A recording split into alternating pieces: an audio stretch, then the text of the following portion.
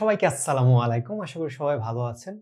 তো আজকে একটা অনেক গুরুত্বপূর্ণ বিষয় নিয়ে কথা বলব যে এক্সারসাইজ করা এবং মডেল টেস্ট দেওয়া এবং বিভিন্ন টপিকে মক টেস্ট দেওয়ার গুরুত্বটা কেন দিবেন? তো এটা নিয়ে কথা বলব। আমি মোহাম্মদ সাজ্জাদ হোসেন। আমি ঢাকা বিশ্ববিদ্যালয়ে ইএমবিএ করছি ডিপার্টমেন্ট অফ ফাইন্যান্সে। এবং আপনাদের জন্য আমি একটা কোর্স ছেড়েছি।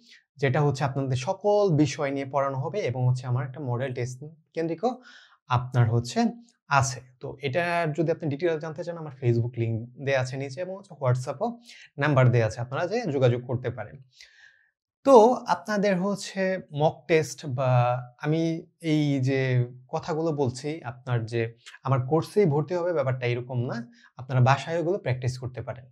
তো অনেকে চায় যে আমি এত প্যারা নিব না একটা আ যে কোর্সে ভর্তি হবো বা একটা কোচিং সেন্টারে ভর্তি হবো। তারা কি করবে? আমাকে একটা গোছানো প্রিপারেশন নেবে। যে অনেকে ব্যস্ত থাকে জবের জন্য তার জন্য। তো আমি ১ম আসি এক্সারসাইজ। আপনি ধরেন ইংরেজি প্রচুর পড়লেন। ধরেন নাউন, অ্যাডজেক্টিভ, মডিফায়ার, অ্যাডভার্ব যা কিছু আছে আপনি পড়েছেন।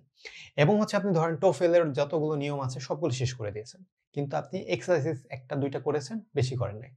কিন্তু আপনার তখন আপনি ভালোমতো পরীক্ষায় ভালো মার্ক পাবেন না। আপনি ধরেন সবগুলো নিয়ম মনে আছে, আপনি সব পারেন, কিন্তু তারপর আপনি পরীক্ষায় খারাপ করবেন বা ঢাকা বিশ্ববিদ্যালয় ইএমবিএ বা যেকোনো এমবিএ এর মধ্যে আপনি চান্স পাবেন না। এটা ধরে রাখতে পারেন মোটামুটি। কারণ কেন?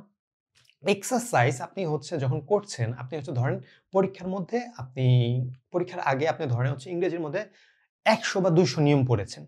এখন ১০০-২০০ নিয়মের মধ্যে বেশিরভাগই মনে থাকবে না। এটাই স্বাভাবিক। হ্যাঁ? অনেকগুলা মনে থাকবে, অনেকগুলা মনে থাকবে না। একটু ভেগ মনে থাকবে, হালকা পাতলা মনে থাকবে। যখন আপনি এক্সারসাইজ করবেন, আপনার সাবকন্সিয়াস মাইন্ডে আপনার ওইটা ঢুকে যাবে, মাথার মধ্যে ঢুকে যাবে। ঠিক আছে? তখন আপনি কি করবেন? যখন আপনি পরীক্ষার হলে আপনি যখন ওইটা অ্যান্সার করতে যাবেন, আপনি হয়তোবা নিয়মটা ভুলে যাবেন। কিন্তু আপনার আ এক্সারসাইজ করার ফলে আপনার ওই জিনিসটা আপনার সাবকন্সিয়াস মাইন্ডে আপনি কারেক্ট অ্যান্সার করে ফেলবেন। অনেক সাব সাবজেক্ট ভার্ব এগ্রিমেন্ট এর সেন্টেন্স আছে যেগুলো আমরা ভুলে যাই সচরাচর। কিন্তু পরীক্ষার হলে আমরা ঠিকই কারেক্ট করে আসি। কারণ কি আমরা এক্সারসাইজ করি তার জন্য। তো যত পারেন এক্সারসাইজ করবেন। আপনার মাস্টার্স এর বই আছে, TOEFL এ অনেক এক্সারসাইজ আছে।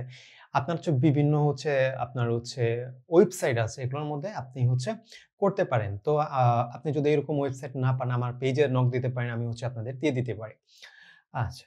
তো দ্বিতীয়ত আপনার মডেল টেস্ট এর কথা বলি এবং মক টেস্ট। মক টেস্ট মূলত হয় আমি যেটা করি আমার কোর্সের মধ্যে ধরেন এই সপ্তাহে আমি ৪ টা ক্লাস নিলাম। আমি কখনো বলি না যে আচ্ছা আপনি এই যে কয়েকটা পড়াইছি, আপনার ইংরেজি কোর্স আপনার ইংরেজি টেস্ট হবে।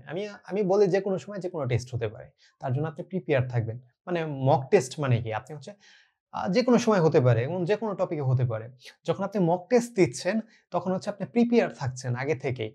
আপনি যখন ক্লাসগুলো করছেন একদম বুঝে শুনে করছেন। হ্যাঁ? যে আপনি একটু হেলাফেলা করতেছেন না, যেটা আমরা করে থাকি।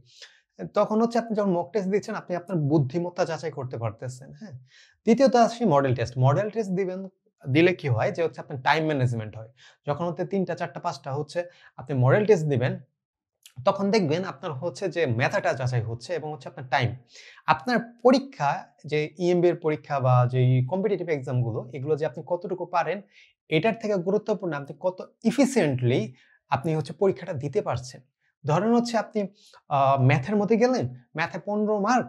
তো এই ১৫ মার্কে কিন্তু আপনার ১৫ মিনিট দেয়া থাকবে সর্বোচ্চ, এর বেশি দেয়া থাকবে না। তো একটা একটা ম্যাথের মধ্যে ১ মিনিট করে সর্বোচ্চ সময় পাচ্ছে। কিন্তু আপনার দেখা গেল একটা ম্যাথ করতে আপনি ২-৩ মিনিট লাগিয়ে দিলেন। তার মানে নিশ্চিত আপনি আপনার ম্যাথে ফেল করবেন বা খারাপ করবেন। ঠিক না? তো আপনার এই মক টেস্ট দেওয়ার মাধ্যমে আপনি আপনার টাইম ম্যানেজমেন্ট করতে পারেন এবং আপনি একটা নিজেকে যাচাই করতে পারেন। একটা বসে এক জায়গায় আপনি পরীক্ষা যখন দিচ্ছেন নিজেকে যাচাই করছেন। এবং ধরেন আপনি যখন মক টেস্ট গুলো আপনার আল্টিমেটলি একটু কঠিন হয়। ধরেন ঢাকা ইউনিভার্সিটিতে একটা প্রশ্ন হলো ওইটার থেকে একটু কঠিন হবে মক টেস্ট গুলো। তো আপনি যখন আপনি একটু কম মার্ক পাচ্ছেন, আপনি নিজেকে যাচাই করতে পারছেন। ঠিক আছে? তো এগুলো গুরুত্বপূর্ণ। তো আপনি যদি নিজের থেকে প্র্যাকটিস করতে পারেন যে প্রশ্ন করে বা অনেক বইয়ে অনেক প্রশ্ন দেয়া আছে। এগুলো থেকে আপনি প্র্যাকটিস করতে পারেন।